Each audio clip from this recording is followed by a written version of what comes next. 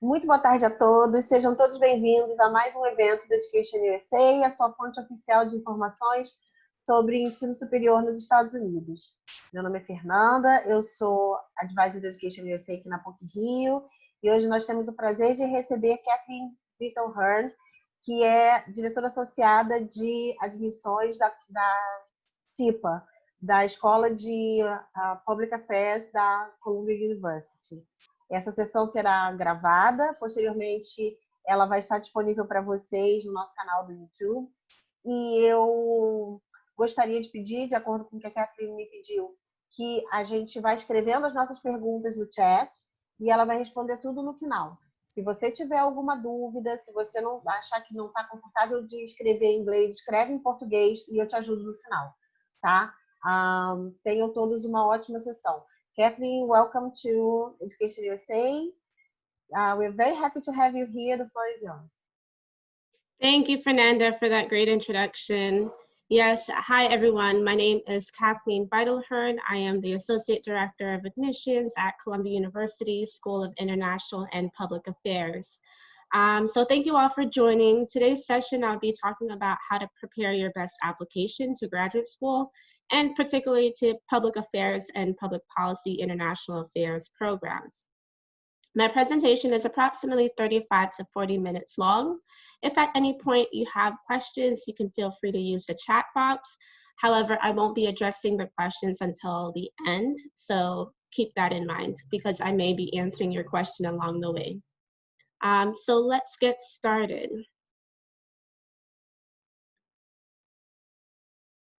Okay, so today we'll be covering the following topics. I'll be talking about each element of the application process.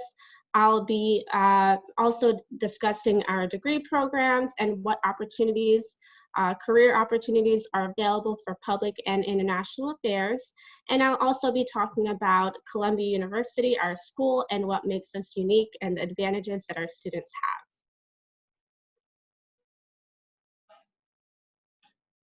Okay, so to begin, we have the application process, and I'll be breaking down each element a little bit more in depth throughout the next couple of slides. But as you can see from this quick slide, there's a lot of parts to the application.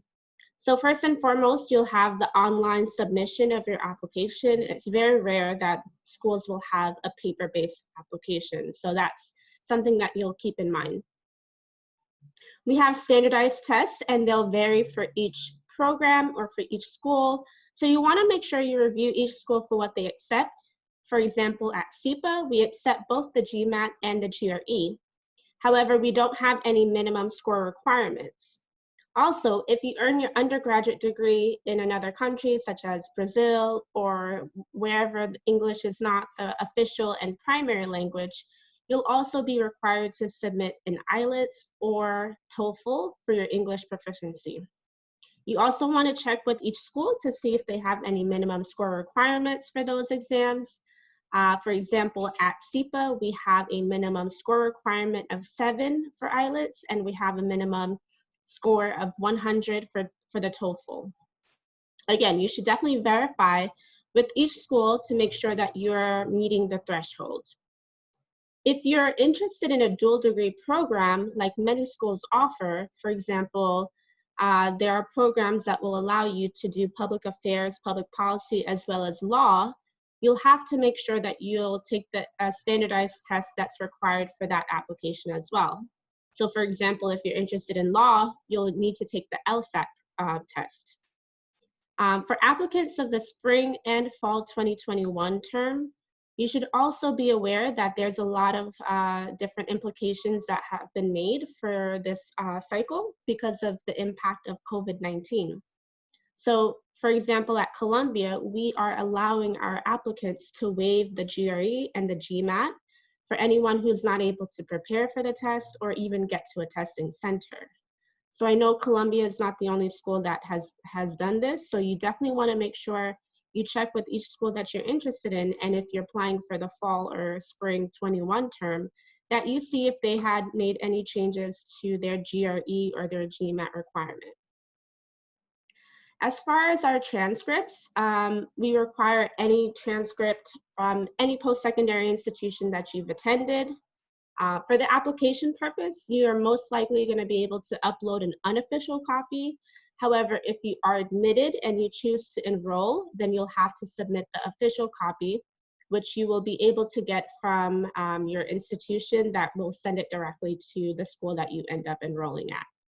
Also, if you earn your degree in Brazil or another country and your transcript is not originally in English, keep in mind that for the application, you'll have to have that translated by an official notary.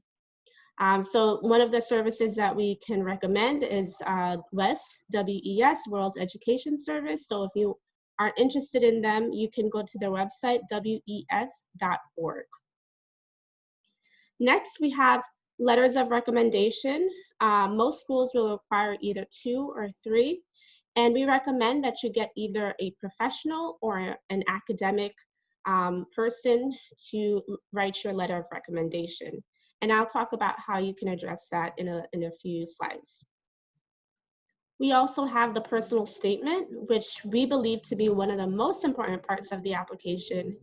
This is the real estate you have in demonstrating anything about yourself and your goals that were not fully expanded on in other parts of your application. So you should definitely spend some time in crafting a personal statement that's true to you and that really highlights what you will bring to the program that you're interested in. We'll also require either the resume or the CV. For example, if you have more professional experience, you probably will be interested in writing a resume. And if you have more academic experience, for example, if you are involved in research in your undergraduate program, or if you had any conferences that you've attended, if you have any publications, you probably will have a CV. But there is no preference, it just really depends on which one is more applicable to you. Remember that this is admission into an academic program, so there's no page limit or a specific template. Just make sure that you have all of your experiences listed for us to review. Next, you'll have essay questions that you'll need to prepare for. So some schools will be able to give you the prompts that they've used in the last few years. Sometimes they won't be able to, and it'll be a random question. So there's no way for you to completely prepare for it, but sometimes it really has to do with policy opinions. So aside from your personal statement, you'll be able to discuss how you will dissect a particular policy opinion, your policy opinion, and how it'll relate to your program that you're interested in applying for. We also have the optional essay, which a lot of schools allow you to do. The optional essay really shouldn't be used unless you have something that you need to explain in your application. For example, if you have a gap of employment and you have, maybe you didn't do too well in your undergraduate program, you have a semester that you didn't get a great grade, or because you were working full time, or whatever the case is, and you didn't get a grade that you feel is representative of your performance. So this is where you will describe that. You do not want to use your personal statement to talk about any of these discrepancies. You'll use your optional essay for that. And lastly, you'll have application fees, and of course, you'll want to submit everything by the deadline. Typically for these programs, the application fees can be anywhere from $80 to $100 US. However, there are many different ways in which you can qualify for an application fee waiver. So I would definitely recommend that you check that out before you submit your application, because it's usually harder for schools to process a refund than it is for them to just waive your application fee. And as far as the deadlines, of course, you want to submit everything by the deadline, because many deadlines are quite strict, and you don't want to lose the opportunity to apply to the program. Okay, so I organize this in a do and don't fashion, so I hope this is quite helpful, and I'll go through everyone in a little bit more detail. So you do want to ask, as I mentioned before, professional and academic references. So a good rule of thumb is to select individuals who can really attest to your ability to perform well in a graduate program. If you have more professional experience, for example, if you've been out of school for a few years, it's expected that you'll have more professional references. However, if you're still in school or maybe you just recently graduated, it's also expected that you'll have more academic references. Either way, either one will work.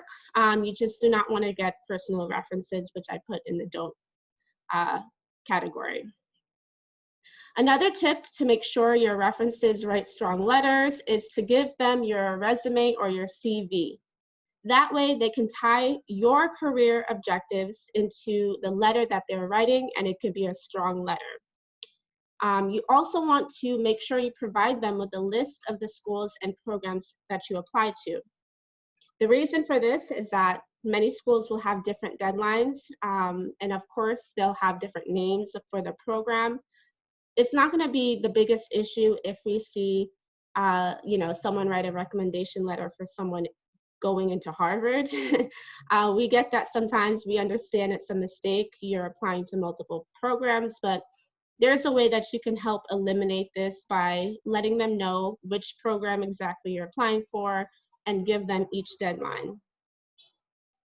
So I already went over the first don't ask for a personal reference. So the reason for this is that we are just trying to understand your academic preparedness, and it's very difficult to do that if we don't have anyone who knows you in either a professional or academic context.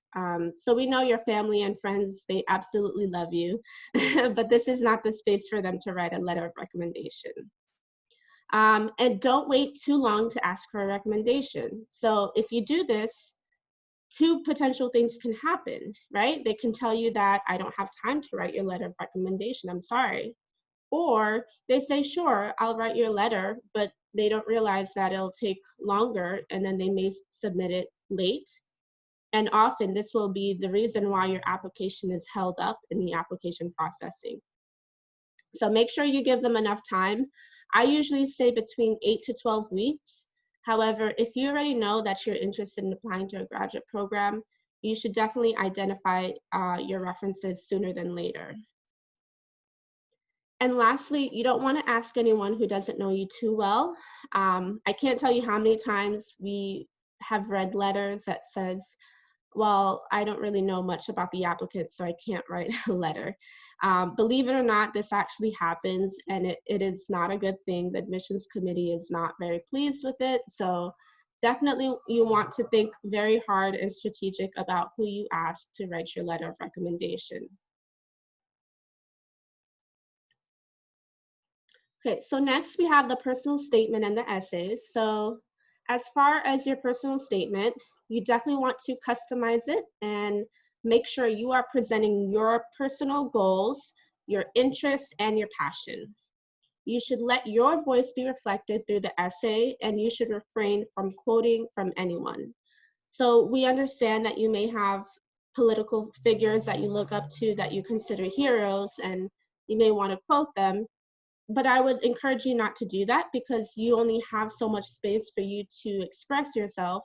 And we really want to hear what makes you a unique candidate. So in the personal statement, you should really be focusing on how you can reflect on your prior experiences, both academic and professional. And as far as customizing it, you should also understand that we know that you're applying for multiple schools, which is fine, of course. This is something that's normal, but we want to understand how you're interested in CEPA. Why is it that you're interested in applying to CEPA, and how do you think we can help you with achieving your career objectives, right? So in this way, you'll be describing your background, and you'll make sure you tie that into the fit. How will your background fit into the culture here at CEPA, and what will you gain from that? And lastly, you want to make it personal. As I mentioned earlier, you definitely want to describe you and your personal objectives and not talk about, what this former prime minister did. And as far as don'ts, you don't want to leave out relevant information. So I know a lot of people, say that, oh, I did this volunteer work, I didn't get paid for it, so I didn't put it on my resume, or I didn't put it in my personal statement because, it was just it wasn't a paid experience. This is absolutely valuable. And I think people discount volunteer work because you're not getting paid, you don't have that financial incentive.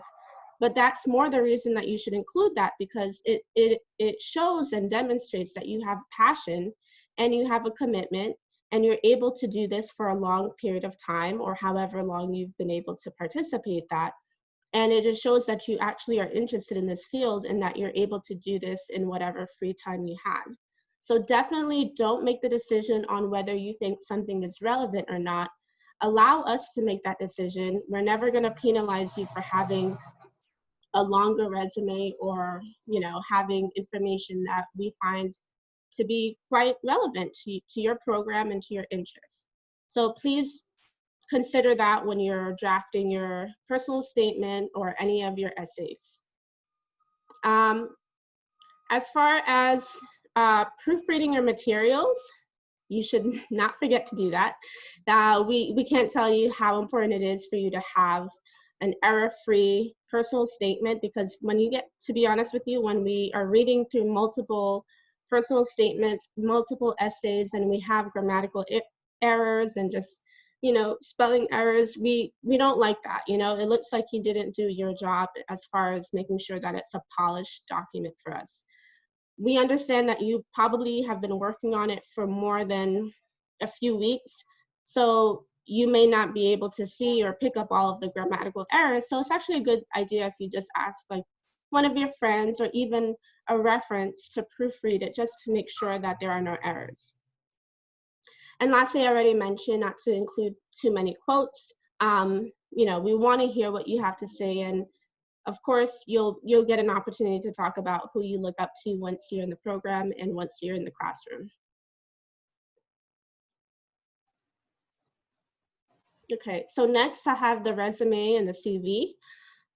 So you want to begin early, and you want to definitely think about how you're including all of your historical accomplishments, which will include both educational and professional experiences. So if you have very specific examples, like I mentioned, including relevant internship, research, and professional work, publications, if you have any, if you participated in any academic conferences, any recognition for scholarly work, you should definitely make sure that you're including that. As far as your professional experiences, if you have very specific responsibilities and areas of expertise that would be relevant to our program, for example, you know, if you have a job that required you to do a lot of data analysis, that's very important. You should definitely highlight that skill. You know, all of these skills are something that we would find useful in our graduate program, so you can definitely include that. You do want to check for consistency, spelling, and grammar. As I just mentioned in the last slide, it's very easy to miss things when you've been working on a document for weeks and weeks at a time. So as far as consistency, if you're going to choose to bold one school, and if you've attended multiple schools, we're going to be looking that you bold every single school. And so just make sure that it's consistent throughout your entire document.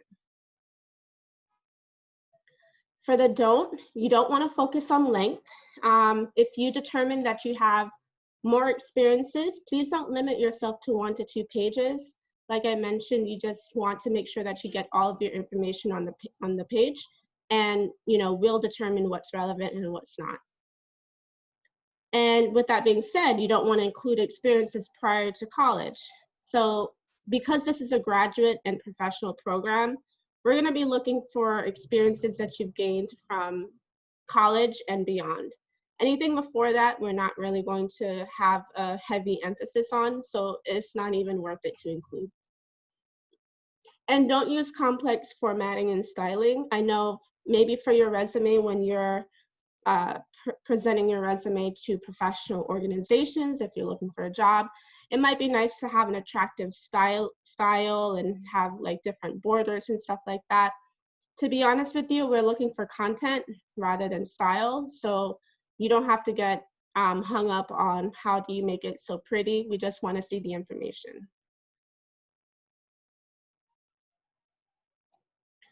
So with our admissions policies, in general, how you should approach the application process, Obviously, this session is titled How to Prepare Your Best Application. So the way that you do this is giving yourself enough time.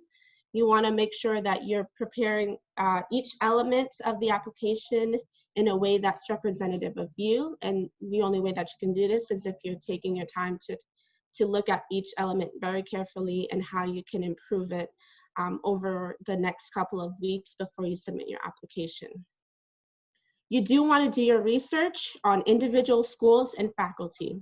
Now, if you're interested in public affairs, public policy, or international affairs, when you start to do your research, it may seem that a lot of the schools, whether they're in the US or maybe abroad, they seem familiar to you, right? They seem like they all offer the same thing and nothing is really different. But once you really start to do your research, you'll notice that things are going to be a little different, right? And that's very important when you're applying to grad school and when you choose your grad school, that you have a school that is the right fit for you. So some of the things that you want to take in consideration are location, so whether you want to do it in the US, but obviously the US is huge. You can do it on the West Coast, you can do it on the East Coast if you want to come to New York, okay?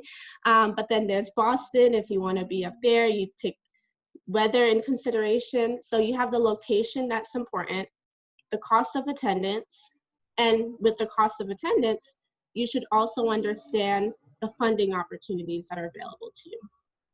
You'll also want to look at the size of the program. Do you prefer smaller classes? Do you prefer a larger class because of the networking opportunities?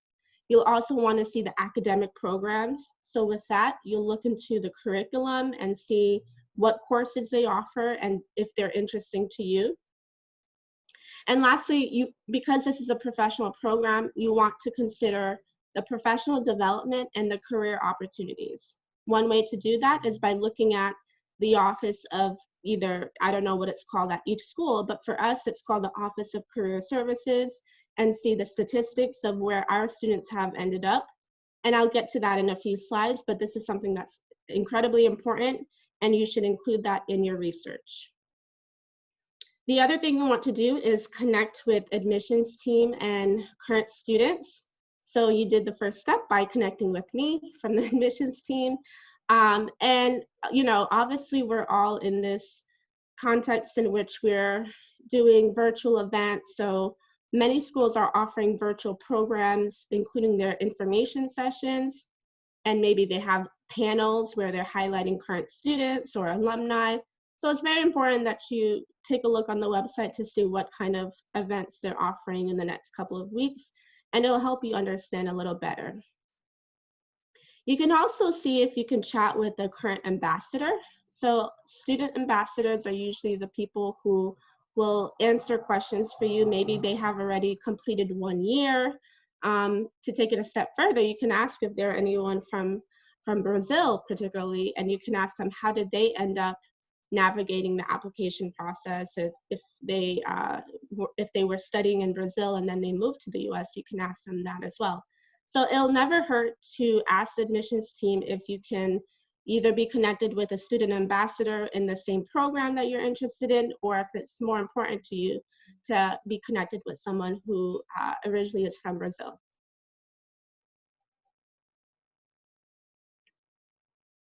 So the don'ts for admissions policy will be very general for each school, but you don't want to focus on your application piece by piece as far as, you know, let me make sure I spend all my time on the GRE. No, that's not the right strategy. You want to work on your application as a whole. Why? The application process is reviewed holistically. We don't have one piece of the application that's going to make you get denied. It's more likely that we will deny you for having poor application holistically. So you should definitely think of that and how you can strengthen your application as a whole, okay? And you don't want to wait to research your funding opportunities. It's better to do so now. And the first step you can do is by looking at the schools that you're interested in and see what their funding structure is like. Do they fund all of their students? Do they fund only half of the students? If so, what does that award look like? Is it based off of merit, or is it based off of financial need? So you definitely want to start doing that. And of course, there's going to be different organizations that you will be finding out that will fund students to go into public policy and international affairs. So you should not wait until you submit your application or even get a decision. You should really be doing that now if you think that you're going to look for fall 2021 to begin your graduate program. And lastly, you don't want to miss a deadline. Many deadlines are quite strict. And it goes without saying you don't want to miss your opportunity to attend a graduate school. So keep that in mind, be proactive.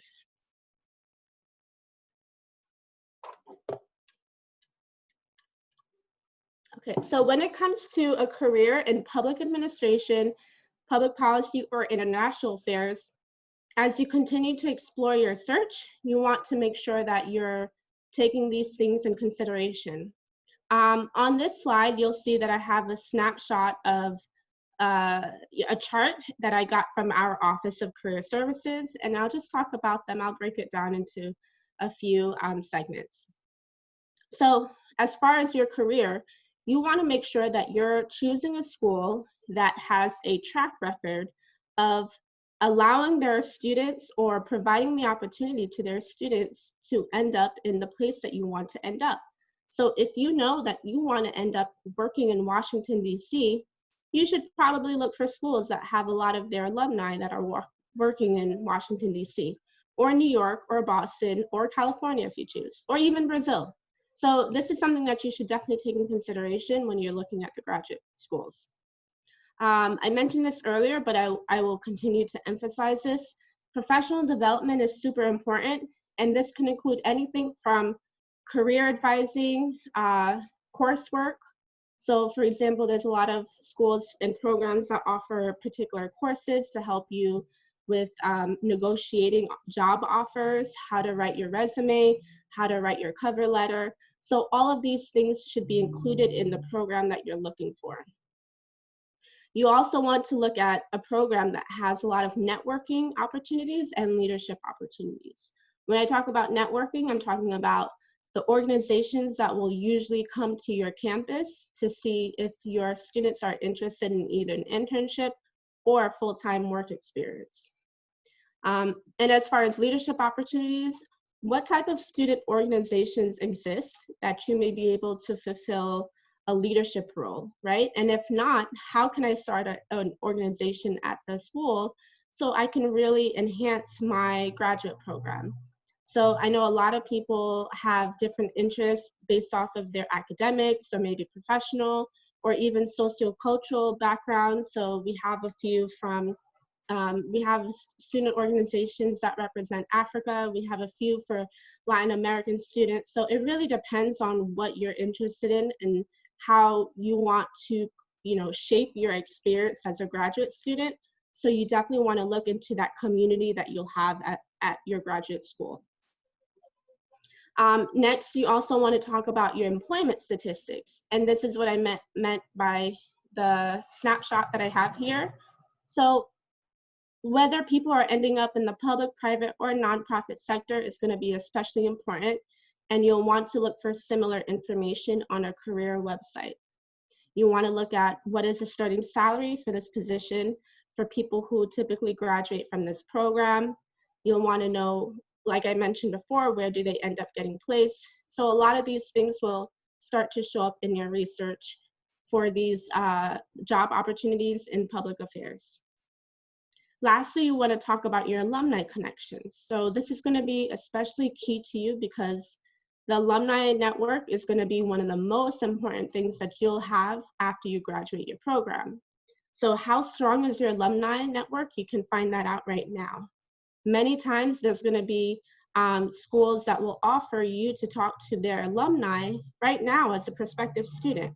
So I'm sure there's going to be alumni from CIPA, especially, that are in Brazil and that would love to talk to you either virtually or if we weren't in this COVID-19 context, we usually would have something like a coffee chat where they will be able to meet you and answer any questions that you may have. So if you're interested in a particular school, why don't you reach out to them and see if they have any alumni in your community that you can talk to?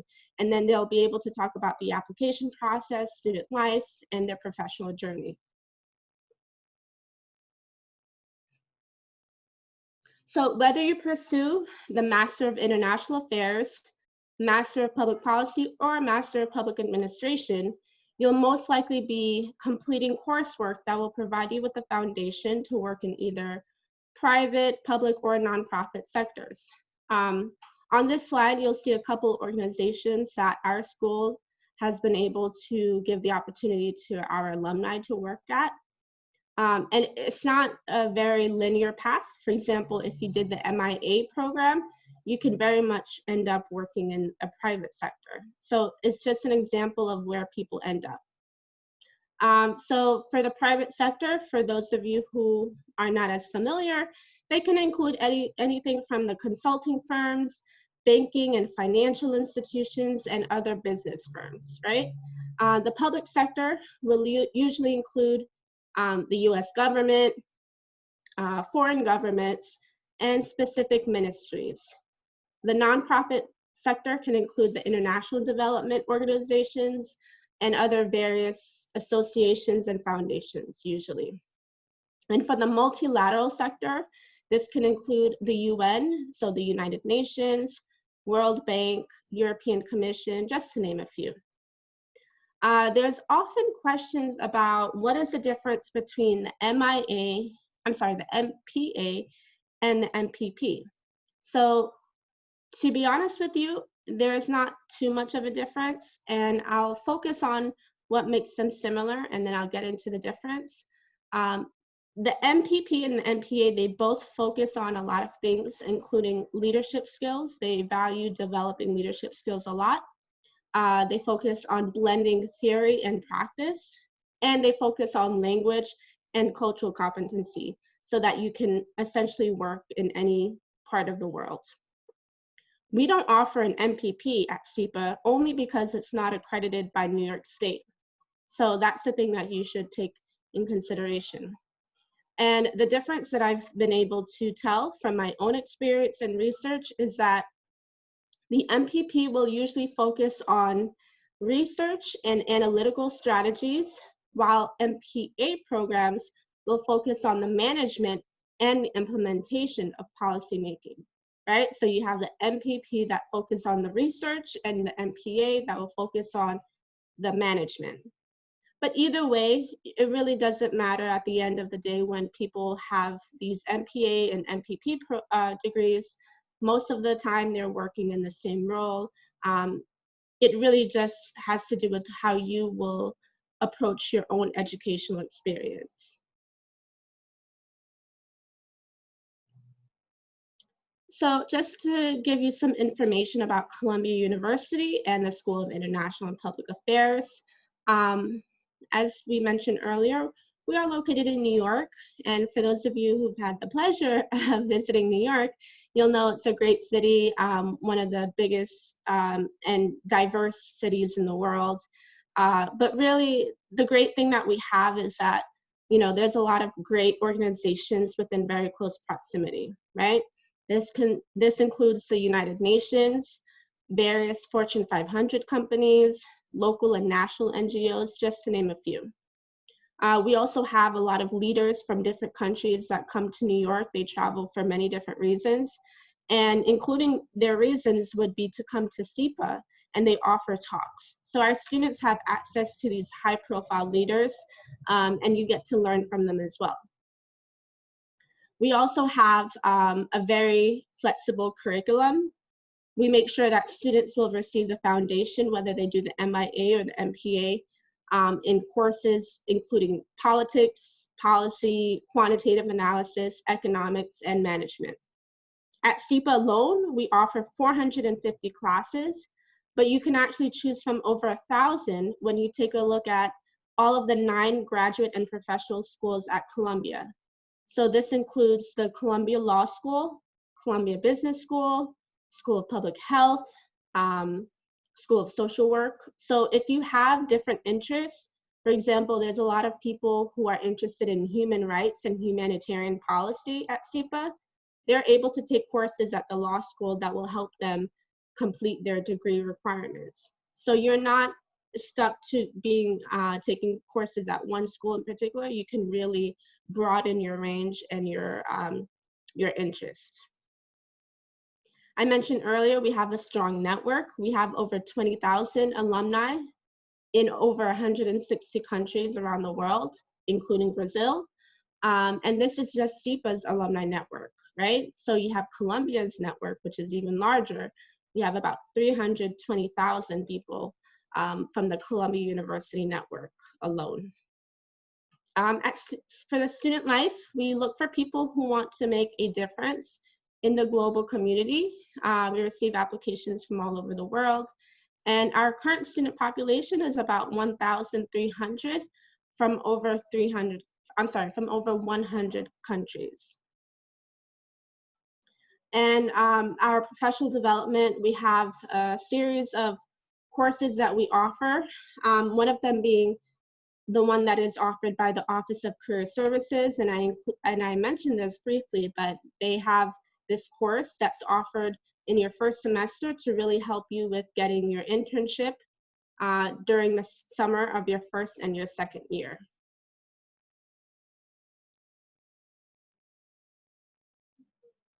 So our Office of Career Services will allow our students to graduate within 6 months and already have a position, which I think is awesome. They host career events and networking opportunities with other organizations within our students. We have the SEPA Link job board, which is our internal database that organizations will post jobs to. So only our SEPA community will have access to that. And you have lifelong access to that. So let's say you graduate from SEPA and you choose to change your career 5 years down the line. You can still come back to SEPA. You can set up an appointment with an advisor, and they'll help you with changing your resume or how to have interview skills for your next job. So you'll have access to it pretty much for the rest of your life. And then we'll have different employer sessions, like I mentioned. Very specific companies, and organizations, including the UN, will come to SEPA specifically to talk to the community and to offer some opportunities. And that brings me to the end of our presentation. Thank you all for joining. I'll be taking questions at this time. I know a few of them came in, but just so you are aware, we're still remote, but we still encourage people to communicate with us and to set up appointments with the admissions team if you're interested in talking more about the programs that we offer.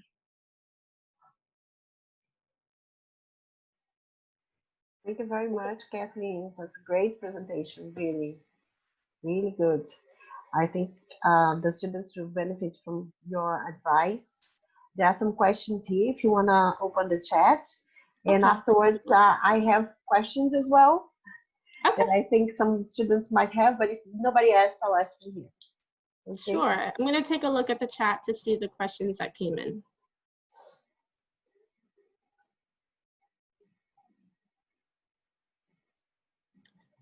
Is it worth providing specific examples of your academic/professional performance in the letters of recommendation?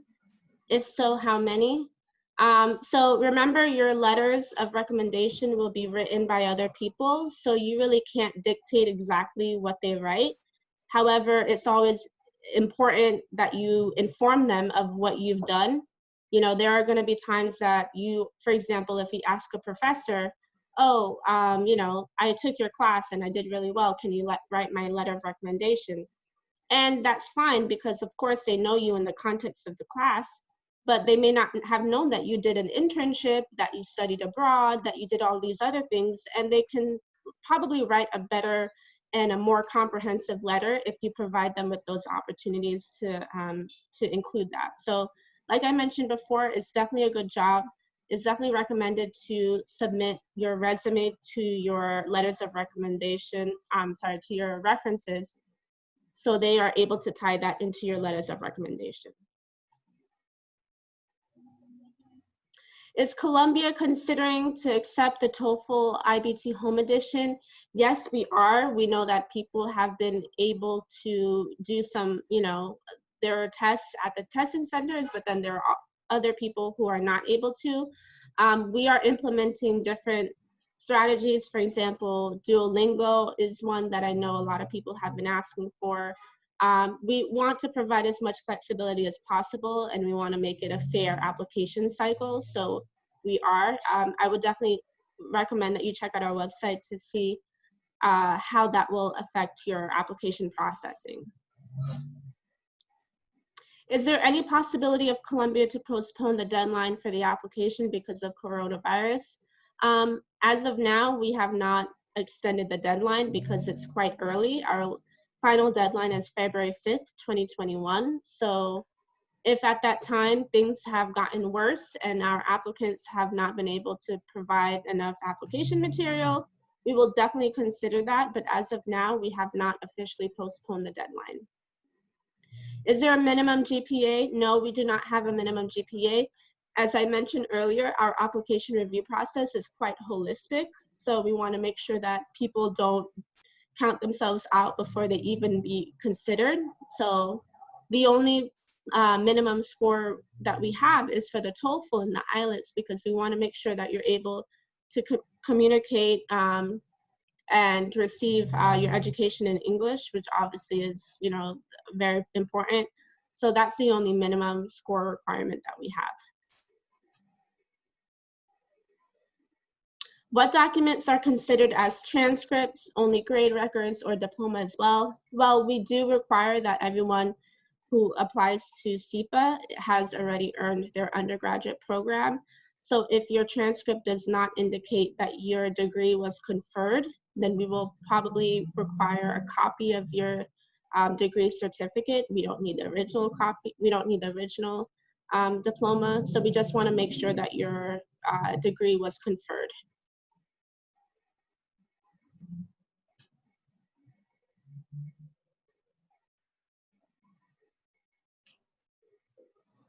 Anyone else has? So the questions that I have. If anyone else would like to open their mic, se quiser abrir o microfone para falar. Se não se sentir confortável, pode abrir o microfone e falar em português. Eu transmito para ela em inglês. O que for melhor para vocês. Just encouraging them to open their mics if they want to. They want to talk to you. No? Oh, that's a great question. What is the relevance of the GRE to acquire financial aid? Thank you for the question. So I mentioned earlier that we have a fellowship that we offer. It's both merit and need. So for us to evaluate you, you'll be able to answer questions on your application that will ask you, are you interested in being considered for the fellowship? And if you select yes, then we will ask you follow-up questions as far as how do you plan on funding your graduate program? So that will cover the need part of the fellowship package if you're chosen for admission. And for merit, we will look at your your admissions application for the merit part, right? So we'll look at your academic transcript.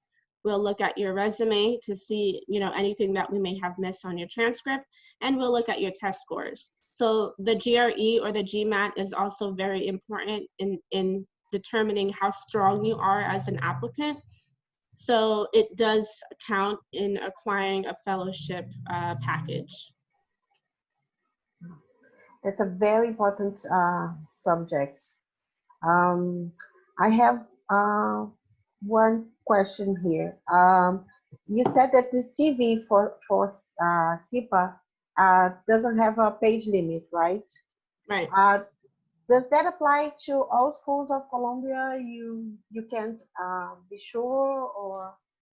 So most people will say that they don't have a limit, and we would say not to go over 3 pages. I think after 3 pages is a bit excessive, but nobody is going to penalize you for a longer resume or a longer CV. I can't speak with 100% certainty for other programs because I only represent CEPA, but I've talked to my colleagues before, and this has never been an issue really. But I think if you're 3 pages and under, it should be fine. Thank you. And another question, I'm not sure if you discussed the credential evaluation.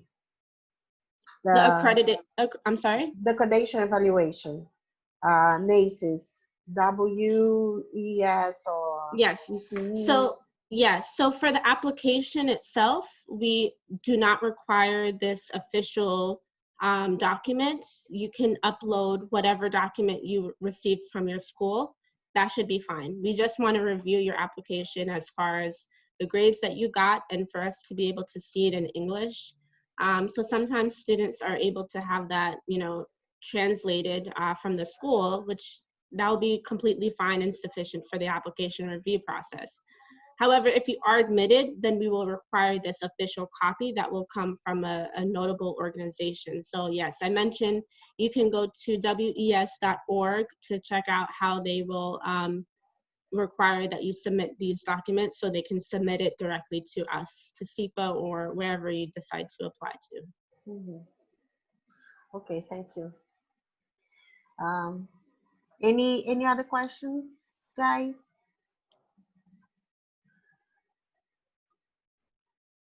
No? Ok. Ítalo Jansen. Sorry, Fernanda. Pode falar, Ítalo. I tried to hit the chat button just to say that I don't have any question, and by mistake I hit the raise the hand button. Sorry. Okay, that's fine. That's okay, honey. Okay, guys. So, if Kathleen. Hello. Speak. Alabe. Alabe, Hello. please do. Hello. Sorry for my appearance. I mean, I'm quite tired. But I don't know if I realize everything that you talk about. And I enter in contact with the SEPA admission center, and I didn't receive a very strong response about the TOEFL home edition. I don't know if you speak about that in the live, because not everything that I understand in English. However, they answer about GRE. They said that GRE we do some waiver things. Don't need you can prove in your transcripts that you did something quantitative and no problem. But about TOEFL, they gave for me a very pattern answers that said that they can waiver TOEFL if the TOEFL if you study something about English in your university, something like that. But I didn't get very well the very response. Could you answer that for me, please? Okay, sure. So your question is regarding if you are able to waive the TOEFL. So I apologize for, you know, the response not being clear to you previously, but our policy is, and it has remained even in the wake of COVID-19, because I mentioned that, you know, we need to make sure that we're admitting people who will be successful in the program. And of course, it will be important to you to be able to communicate well and present well in English. So our minimum requirement for TOEFL is 100. And for those of you who earned your undergraduate degree program in a country in which English is not the primary or official language, you will have to be you are required to submit the TOEFL or the IELTS, depending on whichever one is accessible to you. We have a waiver available in our application, and you can choose to ask for the waiver, but this will not be guaranteed to you. And as I mentioned earlier, you know, it's our policy. So if you have a very specific circumstance, then you can probably get that. You can appeal to have a waiver, but this is a policy, and this is usually where we fall as far as with people asking for waivers for the TOEFL. I hope that clarifies your question. And you accept, I think the first question of Alabe was if you accept the TOEFL Home Edition, and you said yes, you do accept the TOEFL Home Edition, right? Yes. Então, Alabe, o Home Edition eles aceitam, e o waiver é só se você tivesse estudado numa escola americana, são casos específicos. Você não precisasse mostrar o seu desempenho no idioma. Ok. Tá bom? Clarificou? Fernanda. Tá. Oi, Vale. I have a question, but I don't know if my internet connection is good enough to talk with video. I will try. First of all, thank you for your explanation. It was really clear. Can you tell us more about the profile of the classes, if there are some specific age that is more common for each of SIPA's programs? Mm-hmm. Yeah, so the profile, that's really a good question. So we typically have, on average, our students are about 27 years old. About 5 to 10% of our students will come directly from undergrad, right? So that's a very small percentage. Most students will have at least 4 years of work experience. We really value having people with different backgrounds. So, you know, you don't have to have worked in international affairs or public policy to be admitted, right? You could have worked in fashion. For, you know, we get people who work in fashion, engineering, theater, arts, any of that. But as long as you put it in your application why you're interested in changing your career and how you can actually build that connection. So for example, we had someone who worked in fashion, I'm going to use that example, and now they wanted to learn about sustainable products, right? Because they realized when they worked in the fashion industry that they were just wasting a lot of material, a lot of cloth material. So they wanted to see how can they make policies, how can they implement change by studying the public administration and having that concentration in sustainability so they can influence how people in the fashion industry use that material. So that's just one example, and you can obviously have hundreds of examples of what you want to do and your background and how that relates to what you want to end up as far as your profession, as far as your career.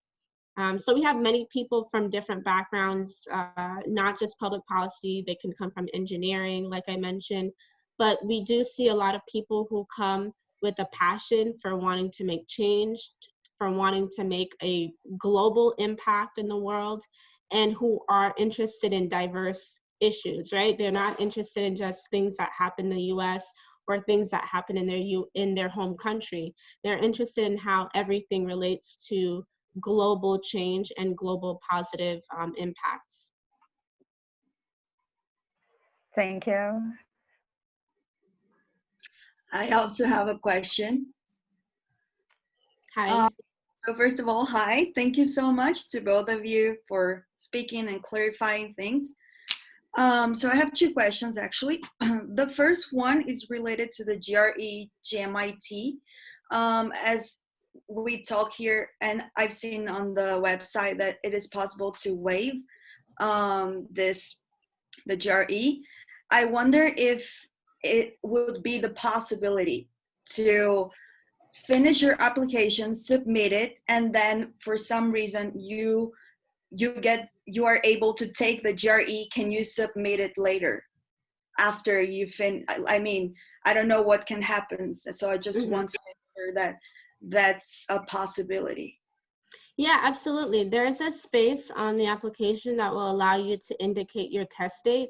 So if you know that you are registered for the GRE and you plan to take it, then you know you can just put that in the application. So we will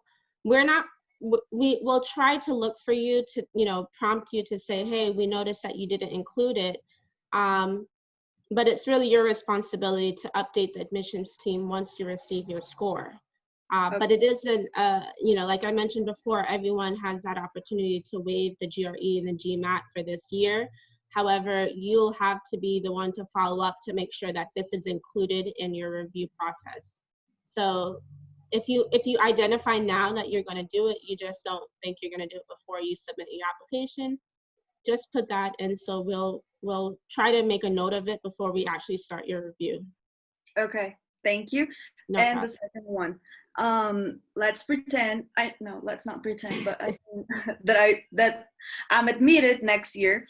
So Yeah. I like to know, I like to know if there is any amount of time, of minimum time to start doing internships. Like, should we wait 6 months, or, I mean, just want to make sure about this.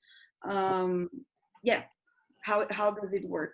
So for all of our students, if you're going to start in the fall semester, you'll be enrolled in a 1-credit course from the Office of Career Services on Professional Development. This course will help you navigate how to find an internship starting from day 1, because internships are very competitive, especially if you choose to do one in New York or maybe Washington, D.C. And the internships are going to be taking place during the summer between your first year and your second year. So, you want to secure your internship at least by the spring semester. So you'll really be working on it essentially from the start, which will be in September. So you should not wait. I would not recommend waiting. You should start connecting with people from day 1. And it's not just, people outside. It's going to be people like your classmates. You're going to be talking to your professors. You're going to see who you're interested in working with. And, your professors are going to be your biggest ally, right? They may have a friend who works at this organization and they see how active you are in your class. And they can very much recommend that, you inquire with them to see if they have an internship opportunity available. So start from day 1, don't wait too long, because this is your opportunity to really gain valuable experience. Okay, thank you so much. Kathleen, I'm not sure we answered one question here. It's from Welcome. It says, is there any possibility of Colombia postpone the deadline for the application because of coronavirus? Oh, yes, I did respond. Oh, I'm sorry, I missed that. It's okay. Does anybody need me to repeat that?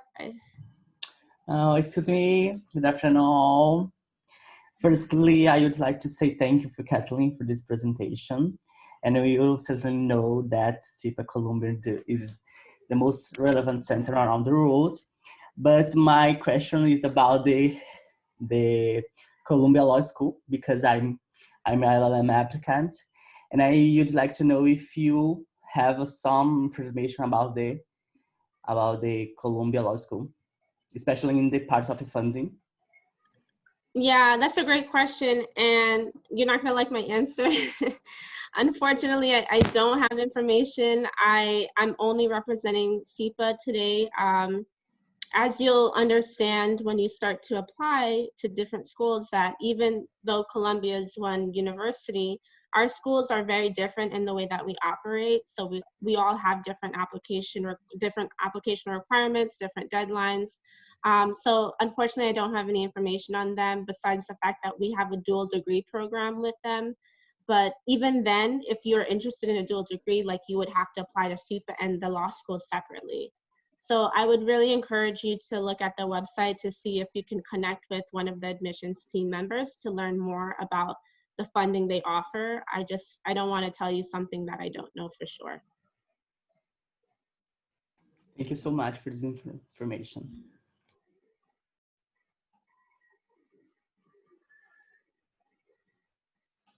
Yeah. Any more questions, guys? No? Okay, then would you like to say anything else, Kathleen? Sure. Yeah, thank you so much, Fernanda, for this opportunity. And thank you all for those of you who stayed on and asked many questions. I think it's a very interesting time. I know we're all still in this whole world of COVID-19 and we're trying to navigate, but I think these opportunities to connect are really important. If you guys are interested, we don't have our class visit program because of course we're not on campus, but we have lecture series, live lecture series that our professors are actually able to engage with you, and they have their topic of discussion, and then they have the Q&A. I'm going to link it to you in our chat box right now, so you can actually take a look at them to see if any of them are interesting to you. So this is your opportunity to talk to any of our faculty members that may be presenting a lecture series and see if, you know, what a class is like at SIPA, to see if this is something you'd really be interested in. But yeah, on that note, thank you again, Fernanda, for organizing it. Thank you everyone for taking the time to talk to me today, and enjoy the rest of your Friday and have a great weekend. Thank you very much. It was a great presentation, and the tool you just gave us now, this is amazing. I absolutely encourage everyone to try and participate in these lectures. That's great. E, pessoal, mais uma vez, muito obrigada pela presença de todos vocês, obrigada pelas perguntas, obrigada pelo interesse. É muito bom ter todo mundo aqui. Por favor, continue nos acompanhando. Daqui a 2 semanas a gente tem Georgetown, mas até lá, por favor, consultem nosso site com toda a agenda de eventos. Mais uma vez, estudar nos Estados Unidos é muito mais fácil do que você imagina. Sério, juro. Beijo, muito obrigada.